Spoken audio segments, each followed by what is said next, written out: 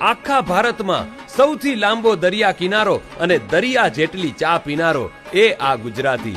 બોલી અહીંયાની કેવી, મેહોણી, સુરતી, પારસી, કચ્છી, કાઠિયાવાડી, આ જનતા દિલ ખોલીને જીવવા વાળી, અને નાસ્તાની ડીશ તો કે ગાંઠિયા વાળી.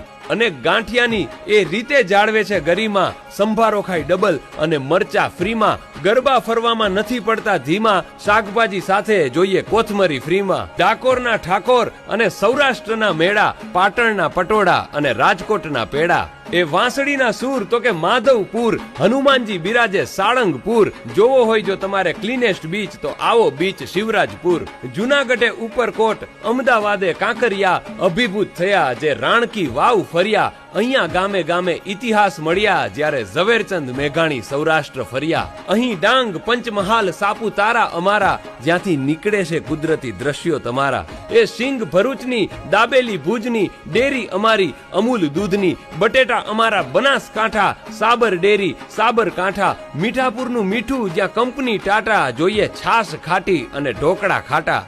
આ ધરતી સોમનાથ અને દ્વારકાધીશની તો અમને બોલો શું વ્યાધિ છે. નરેશ કનોડિયા અમને પર્સનલી પૂછે છે કે કોની માએ 1.25 શેર સૂંઠ ખાધી છે. આટલું જ્યાં બોલું ત્યાં ગજગજ ફૂલે મારી છાતી કે આ મારું ગુજરાત અને હું ગુજરાતી. બોલો જય જય ગરવી ગુજરાત.